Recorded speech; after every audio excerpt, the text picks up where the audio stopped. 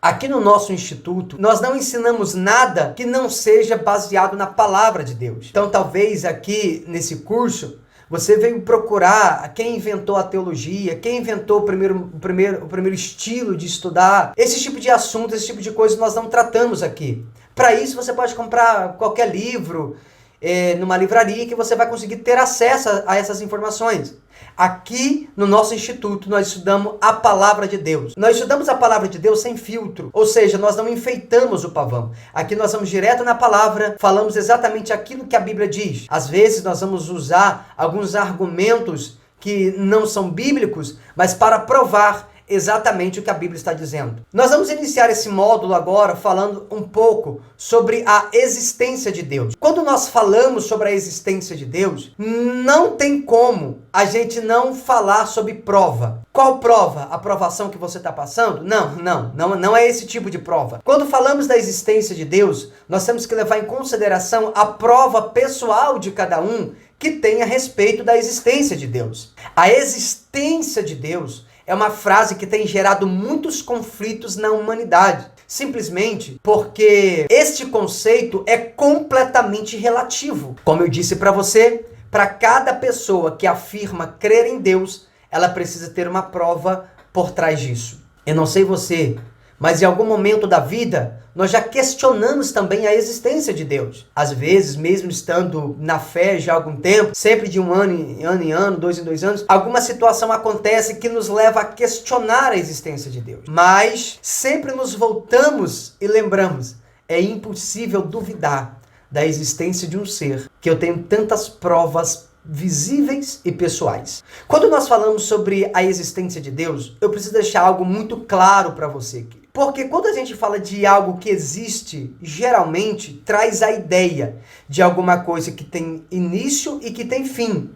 Só que Deus é um ser eterno. Deus, ele é eterno e por ser eterno, ele não tem princípio nem fim de dias, como diz a própria palavra de Deus. Mas nós vamos falar exatamente sobre o ponto de vista da existência para facilitar o entendimento de cada um dos irmãos. A existência de Deus, no que vou falar aqui, não é uma prova científica. Não há como provar cientificamente a existência de Deus. Porque Deus, ele é desde a eternidade passada e ele é até a eternidade futura. Consegue compreender? Porque às vezes alguém vai pedir para você provar a existência de Deus cientificamente. Como não tem como assim se provar um ser que nunca foi visto? E isso quer dizer que temos prova da existência de Deus, mas provas que serão classificadas como provas infalíveis somente pela minha fé. Hebreus 11:6 está escrito assim: ora, sem fé é impossível agradar-lhe, porque é necessário que aquele que se aproxima de Deus creia que ele existe e que é galardoador dos que o buscam. Observa que o texto claramente está dizendo que os benefícios que Deus vai nos dar é só depois de decidirmos crer nele e não antes. Consegue compreender? Ou seja, para que eu consiga alcançar alguma dádiva do Senhor, algum galardão de Deus, alguma recompensa dele, não é antes de crer. Primeiro eu tenho que crer. Uma vez que eu creio, eu ativei a minha fé. E uma vez que eu ativei a minha fé, aquilo que eu busco do Senhor eu alcanço. Porque sem fé é impossível agradar a Deus. Por exemplo, muitos ateus, eles não conseguem desenvolver um relacionamento com Deus exatamente porque eles pensam que a ordem, a sequência é totalmente inversa. Ou seja, Deus prova que existe, eu avalio essa prova para ver se essa prova é confiável, se essa prova é de fato real. Se eu for convencido por essa prova que Deus me dá da existência dele, então darei uma chance a Deus para que eu possa decidir se creio ou se não creio nele. Então, geralmente o ateu não desenvolve uma relação com Deus porque é exatamente assim. Ele pede uma prova da existência de Deus para que depois ele venha a crer. Só que com esse pensamento, jamais vão alcançar uma prova da existência de Deus. Por quê? Porque com Deus funciona exatamente o oposto. Primeiro, nós escutamos a mensagem, decidimos crer apesar de uma incongruência lógica. Então eu busco ao Senhor e só assim eu recebo uma resposta dele. Ou seja, o ateu diz, prova que o Senhor existe, então eu creio em ti. Deus está dizendo, creia em mim antes mesmo da prova. Antes mesmo de eu provar algo para você.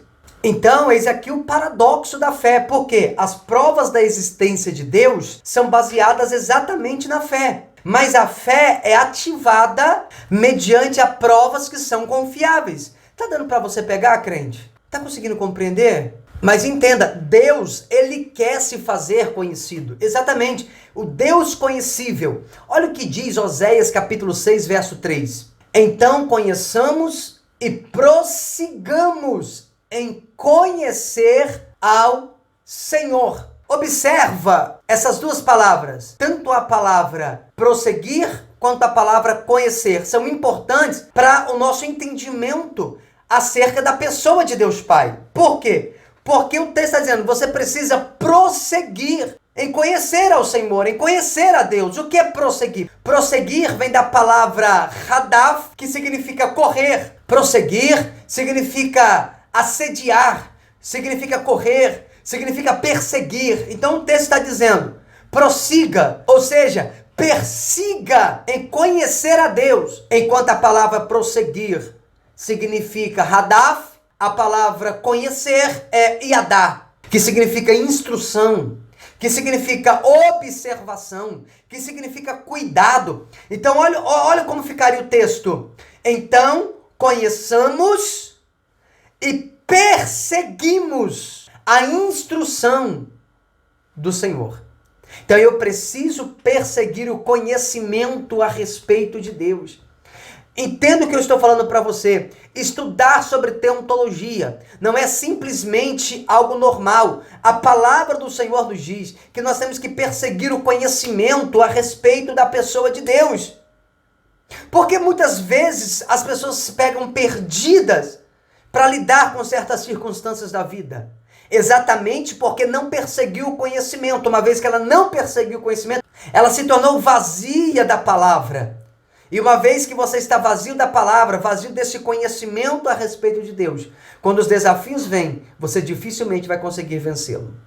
Mas você está no Instituto Bíblico Reino da Graça. E aqui nós não temos limite para estudar a palavra de Deus. Aqui nós estudamos a palavra de Deus sem moderação. Então perguntas como, quem é Deus? Deus existe? Se Deus existe, por que tanto sofrimento no mundo? Por que então tanta coisa ruim acontece no mundo? Esses tipos de perguntas são perguntas que têm gerado conflitos na maioria dos crentes e das pessoas até que não professam uma fé em Deus. Então, ainda se tratando sobre a existência de Deus como uma prova pessoal, eu posso falar para você como um exemplo de Paulo. Paulo, sempre que ele estava ministrando a palavra, ele ia usar o argumento, ele ia anunciar o evangelho. O que ele dizia? Jesus, o Senhor, apareceu para mim no caminho de Damasco. Ou seja, ainda que alguém dizia para ele, como você pode acreditar e confiar em um Deus, como você crê em um Deus que você não é capaz de ver, como um Deus que você não é capaz de provar e comprovar cientificamente. Assim como Paulo, que dizia, ainda que eu não posso provar ele fisicamente, cientificamente, eu tenho provas pessoais de que ele existe. Porque essas provas são pessoais. Eu tive uma experiência com ele. Então, assim, também é eu e você. Eu sei que você também tem provas pessoais da existência de Deus, porque várias vezes eu tenho certeza que você já teve provas que ele existe na sua vida. Dando sequência, então, nós sabemos que o próprio universo, ele revela que existe alguém que é superior. Eu quero meditar com vocês agora um texto. Romanos 1, verso 19 e verso 20. Vamos para a palavra de Deus, pessoal. Está escrito assim: porquanto o que de Deus se pode conhecer é manifesto entre eles, porque Deus lhe manifestou. Lembra que eu disse para os irmãos Oséias 6:3? A Bíblia diz, então conheçamos e prossigamos em conhecer ao Senhor. Observa que o próprio texto está dizendo que nós devemos conhecer ao Senhor e continuar perseguindo esse conhecimento, prosseguindo em conhecer ao Senhor. Agora observa exatamente o texto de Romanos 1,19. Porquanto o que de Deus se pode conhecer é manifesto entre eles, porque Deus lhes manifestou. Ou seja, Deus quer se fazer conhecido.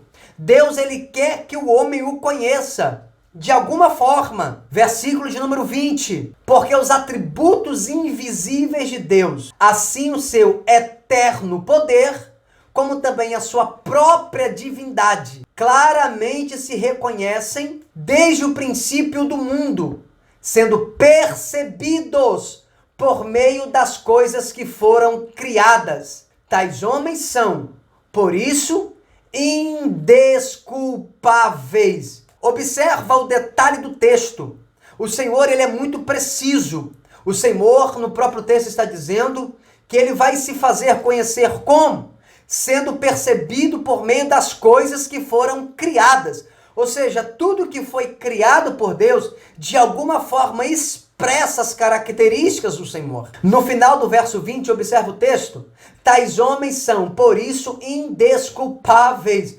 Ou seja, o que o Senhor está dizendo é, não tem desculpa para o homem não crer em Deus. O Senhor está dizendo, não existe desculpa. Porque tudo que existe, tudo que foi criado expressa exatamente as características do Senhor. Nós não podemos ver Deus, porque ninguém pode ver Deus. Mas acredite no que eu estou te falando. O Senhor, por todo o universo, por todo lugar, ele deixou pegadas, ele deixou digitais, ele deixou impressões, ele deixou trilhas para que possamos chegar até Ele. E se trilharmos esse caminho, se trilharmos essa trilha, nós vamos encontrar o Senhor. Nós vamos encontrar Deus. Mais à frente eu vou falar sobre os atributos incomunicáveis e os atributos comunicáveis de Deus, ok? Então, abre parênteses, fecha parênteses. Os atributos incomunicáveis e os atributos comunicáveis eu falarei mais adiante, aqui ainda dentro desse módulo. Mas, observando Romanos 1, 19 e 20, nós podemos perceber que esses atributos de Deus se resumem em duas áreas. Primeiro, o texto está dizendo, verso 20, porque os atributos invisíveis de Deus, assim o seu eterno poder, como também a sua própria divindade. Então, a primeira área do atributo de Deus aqui é o seu eterno poder. O que é esse eterno poder? Esse eterno poder é mais ou menos assim, basta uma palavra e tudo se formou. Então, é através da palavra, através desse eterno poder que tudo se forma. A partir daí, foi então o universo formado, o universo começou a existir e a se expandir. E até hoje, o universo está se expandindo. Eu quero fazer uma observação com os irmãos, por que o universo ainda está se expandindo? Em Isaías 45, 18, está escrito assim, porque assim diz o Senhor que tem criado os céus, o Deus que formou a terra.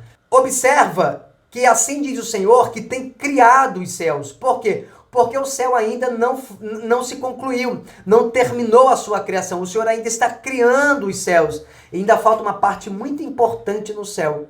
E essa parte importante no céu que falta, ela só será completa quando eu e você chegar lá. Glória a Deus. Aleluia! Tá dando para pegar aí, crente? Fala comigo. Comenta aí, tá dando para entender? Tá dando para compreender? À medida que for surgindo dúvida, vai anotando que nós vamos fazer a nossa live de perguntas e respostas.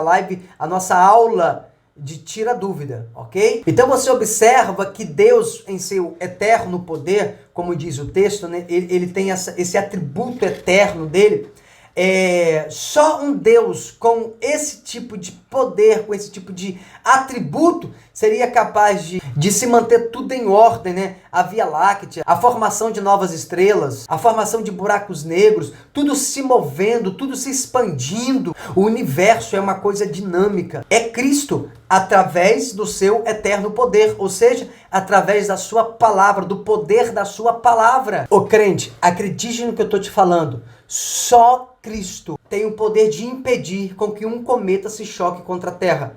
Não sei se você chegou a assistir aquele filme lá, Não Olhe Para Cima, e eles identificam um cometa que vai se chocar com a Terra. Acredite, nenhum cometa se chocou com a Terra ainda a ponto de destruí-la, porque o próprio Cristo tem um governo, ele tem o controle nas mãos. Senão tudo já tinha ido por água abaixo, esse universo, esse planeta já não existiria mais. Então, é Deus, irmãos, é Deus que sustenta o universo na palma da sua mão. É Deus que mantém tudo nas suas órbitas. É só Ele, é só esse ser eterno, que faz a Terra girar 24 horas por dia no seu movimento de rotação. É ele que controla o movimento de translação, 365 dias e um quarto. Por isso, a cada 4 anos, nós temos o ano bissexto, que tem 366 dias. Está tudo no controle do Senhor. É tudo perfeito, gente. Então esse ser eterno, esse Deus eterno, esse atributo de Deus com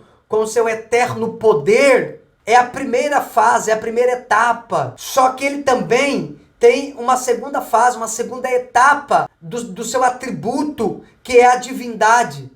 O próprio texto está dizendo, observe, porque os atributos invisíveis de Deus, assim, o seu eterno poder, como também a sua própria divindade. O que é essa divindade do Senhor aqui? Essa divindade de Deus. Que divindade é essa? O que significa isso? O que significa essa divindade?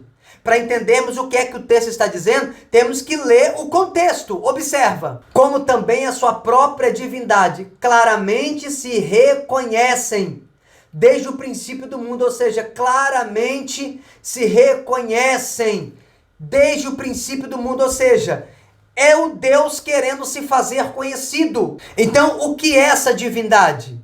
Essa divindade denota as características peculiares de Deus, ou seja, é a manifestação exterior de sua natureza, é a manifestação exterior de sua essência. É a manifestação exterior de sua substância, da substância de Deus. É uma manifestação externa. Tá dando para pegar, crente? Então essa divindade está denotando a característica de Deus de uma forma externa, ou seja, de uma forma peculiar, de uma forma em que são expressadas. Nós sabemos que somente Deus pode ser adorado. Mas tanto eu quanto você, nós somos divindades minúsculas, porque temos as características da natureza divina. Consegue entender? 2 Pedro 1,4, olha o que está escrito. Pelas quais ele nos tem dado grandíssimas e preciosas promessas, para que por elas fiqueis participantes da natureza divina. Ou seja, tanto eu quanto você somos participantes da natureza divina. Olha o que diz Salmos 82:6. Eu disse, vós sois deuses, e todos vós filhos do Altíssimo. Observa, somos participantes da natureza divina. Nós nascemos de Deus, nós somos filhos de Deus. E somos participantes da natureza de Deus. O que eu estou tentando mostrar para você é sobre a existência do Senhor. É que a própria criação, o próprio universo, expressa a existência de um ser que é superior. Ainda no verso 20, observa. Claramente se reconhece desde o princípio do mundo, sendo percebido. Observa isso aqui, observa. Verso 20 de Romanos 1 ainda. Porque os atributos invisíveis de Deus, assim o seu eterno poder, como também a sua própria divindade, claramente se reconhecem. Desde o princípio do mundo, sendo percebidos por meio das coisas que foram criadas. Observa, desde o princípio do mundo, são percebidas por meio das coisas que foram criadas, ou seja, Deus tem as suas características que são expressas mediante as coisas que foram criadas. Ele quer se fazer conhecer, ele quer fazer com que nós o conheçamos. Olha o que diz o texto, conheçamos ao Senhor e prosseguamos em conhecer ao Senhor. Nós não temos só que conhecer, mas perseguir esse conhecimento da pessoa de Deus, a pessoa do Senhor. Então, desde o princípio de tudo, ele está se fazendo conhecer através das coisas que foram criadas. Tá dando para pegar aí ou não?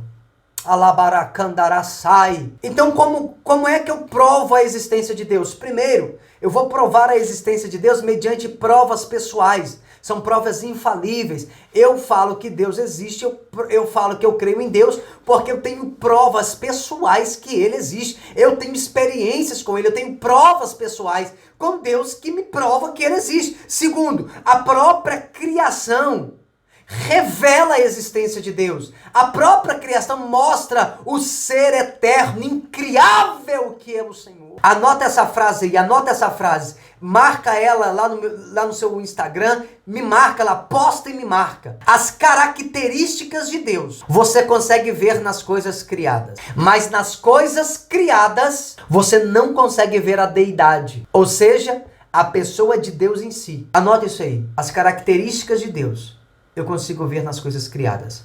Mas nas coisas criadas, eu não consigo ver a deidade. Ou seja, a pessoa de Deus em si. As coisas visíveis que Deus criou, de alguma maneira, expressam o Deus invisível. Deixa eu te dar alguns exemplos aqui sobre como as características da existência de Deus podem ser vistas nas coisas que são criadas. Por exemplo, você olha para o sol, você olha para a lua, você olha para as estrelas. Quando você olha com um olhar espiritual, você percebe, pelo sol, pela lua, pelas estrelas, que Deus é luz. Só que raramente a gente faz essas observações. Raramente nós observamos que nas coisas que são criadas por Deus, nas coisas que são visíveis que Deus criou, pode expressar de alguma maneira o Deus invisível. Então se você olha para as estrelas, você olha para a lua, você olha para o sol, você consegue entender, puxa, Deus é luz.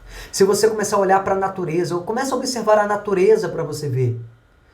Vai para um lugar silencioso, começa a observar a natureza, você vai perceber que Deus é vida. Se você parar diante de um pasto e ficar observando os animais, diante de um zoológico, ficar observando os animais, o cuidado que os pais, têm com seus filhotes, logo você vai perceber que Deus é amor, Deus é cuidado.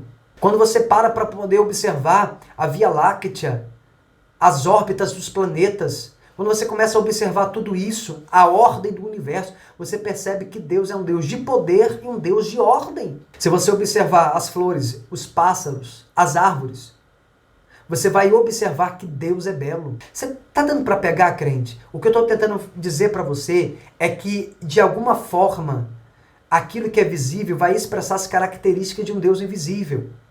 É o que está dizendo Romanos 1:20.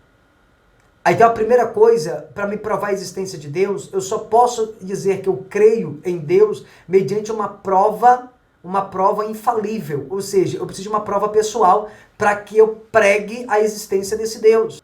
Assim como foi o caso de Paulo. Paulo teve uma experiência pessoal. Então ele tinha maestria para poder falar, porque ele tinha uma prova da existência de Deus, mas uma prova pessoal. A segunda forma de provar a existência de Deus é o universo. O universo expressando, as coisas que são criadas expressam de alguma maneira a existência do Senhor. Tá dando para entender, crente? Então nas coisas nós vemos as características de Deus, porque Deus é a realidade de todas as coisas. Eu disse que nas coisas vemos as características de Deus, porque Deus é a realidade de todas as coisas. Deus não é a água, mas Ele é a realidade da água. Deus não é o sol, mas Ele é a realidade do sol. Deus não é a planta, mas Ele é a realidade da planta. Deus é a realidade de todas as coisas. Eu sinto a presença dele aqui. Aleluia! Tá dando para pegar? Pastor, como é então que nós vemos o próprio Deus? Só em Cristo. Só em Cristo é possível ver o próprio Deus. Vamos ler João capítulo 1, verso 1 a seguir. No princípio era o verbo, e o verbo estava com Deus, e o verbo era Deus. Observa, ele era o verbo estava com Deus, o verbo era Deus. Então só em Cristo é possível ver Deus. Nós não podemos ver Deus, nós podemos ver as características de Deus nas coisas que foram criadas, segundo a própria palavra de Deus. Mas em Cristo podemos ver Deus. Verso 2. Ele estava no princípio com Deus. A glória do Filho é a glória do Pai. Verso de número 18. Deus nunca foi visto por ninguém. O Filho unigênito que está no seio do Pai, esse o revelou. Ou seja, ninguém viu a Deus. Eu já vi pregador dizendo que Moisés viu a Deus. Irmão, Moisés não viu a Deus. Deus falou com Moisés através de um anjo na sarça. Mas não foi o próprio Deus. Porque ninguém viu a Deus. Deus usou um anjo para poder falar com Moisés. O anjo que caminha com Moisés. Hebreus 1,14 diz que os anjos são espíritos ministradores que trabalham em favor daqueles que hão de herdar a salvação. Ou seja, Cada um de nós tem anjos que trabalham por nós e caminham conosco. Moisés tinha um anjo dele. E Deus falou com Moisés através de um anjo. Vamos falar mais sobre isso aí pelas aulas de angelologia. Vamos falar muito sobre esse assunto ainda. Então o que é que nós vemos? Nós vemos as expressões de Deus. Tá dando para pegar? Salmos 19 primeiro. Os céus declaram a glória de Deus. E o firmamento anuncia as obras das suas mãos. Olha que coisa tremenda, irmãos. Olha que coisa forte. Os céus, irmão, declaram a glória de Deus. Ou seja, aquilo que a gente vê expressa as características do Senhor. Tá dando para pegar, crente? Tá dando para entender? O que eu estou tentando mostrar para você é sobre a existência de Deus. Primeiro, nós provamos a existência de Deus mediante provas pessoais, que são provas infalíveis. Segundo, a criação testifica a existência de Deus. É disso que eu estou falando. As características de Deus são expressadas mediante as coisas que ele criou, né? Se você olha para o sol, como disse, o sol expressa a característica de Deus como luz. Considere como você foi formado. Só Deus pode fazer um organismo tão perfeito assim. Coração batendo, órgãos funcionando, respiração, movimento. E tudo isso, irmãos, involuntário. Tudo isso involuntariamente. Tudo isso, irmãos, sem ficar calculando. As pessoas dizem não crer em Deus porque não ver Ele. Mas você também não vê o oxigênio e continua respirando, crente. Não crê em Deus porque não ver Ele. Mas você não vê o ar, você não vê o oxigênio e continua respirando. Você não crê em Deus porque não consegue explicar a existência dele mediante prova científica. Mas você também não consegue explicar todo o sistema digestivo e continua se alimentando. Continua fazendo as suas necessidades. Vamos ler Salmo 139, Cântico 13. Pois possuístes os meus rins, cobriste-me no ventre de minha mãe. Irmãos, olha que coisa tremenda. Possuístes o meu rim, ou seja, quando eu estava no ventre da minha mãe, o Senhor já tocava em mim. Eu te louvarei, porque de um modo assombroso e tão maravilhoso fui feito. Maravilhosas são as tuas obras, e a minha alma o sabe muito bem. Os meus ossos não te foram encobertos. Ou seja, nada, irmãos, foi encoberto ao Senhor. Ele via os meus ossos. Ele tem conhecimento de tudo. Quando no oculto fui feito, ou seja, mesmo eu sendo feito em oculto no ventre da minha mãe, na madre da minha mãe, o Senhor conseguia ver os meus ossos. Meu Deus, gente. E entretecido nas profundezas da terra, os teus olhos me viram o meu corpo ainda informe, ou seja, antes mesmo de sermos uma massa informe no ventre da nossa mãe, antes de existirmos, o Senhor já nos via. E no teu livro todas estas coisas foram escritas, as quais em continuação foram formadas, quando nenhuma delas ainda havia. E quão preciosos me são, ó Deus, os teus pensamentos, quão grandes são as somas deles. Se as contasse, seriam em maior número do que areia. Quando acordo, ainda estou contigo. Ó Senhor Jesus, quão maravilhoso, irmãos, é esse Deus, quão grandioso é esse Senhor. Eu gostaria tanto, irmãos, que as pessoas tivessem paixão em conhecer ao Senhor e prosseguir conhecendo, como diz Oséias 6,3, conheçamos e prossigamos em conhecer ao Senhor. Quando eu começo a ver as maravilhas de Deus, quando eu começo a ver a criação dele, expressando as características dele, irmãos. Nada, irmãos, pode me satisfazer mais do que as maravilhas do eterno. Nada, nada, nada. Eu não sei como alguém não consegue manter anseio pelas coisas de Deus. Como que alguém consegue viver uma vida sem ser despertado por esse amor. E ainda em Oséias 6,3 diz que nós devemos conhecer ao Senhor e prosseguir conhecendo a Ele. Então, conheçamos e prossigamos em conhecer ao Senhor. As pessoas, na maioria das vezes, não conhecem, não querem conhecer. Vamos finalizar essa aula por aqui. Eu não vou conseguir falar mais sobre a aula hoje. Os insensatos rejeitam o conhecimento de Deus. Oséias 4:1 diz que o Senhor tem uma contenda com os habitantes da terra, porque nela não há verdade, nem amor, nem conhecimento de Deus. Então observa, irmãos, que aqueles que não buscam o conhecimento de Deus, Deus tem uma contenda com esses habitantes. Os habitantes da terra que não buscam o conhecimento de Deus, Deus tem uma contenda com eles. E outra coisa, ignorar a existência de Deus também faz com que as pessoas deem liberdade para toda a corrupção que hoje existe no mundo. Amém? Se você ler Jó 28:28, Salmo 111:10, Provérbios 1:7 e 9:10, nós vamos ver um princípio de sabedoria muito poderoso. Os que temem a Deus são sábios. Os que escolhem desprezar o conhecimento de Deus são tolos. Amém?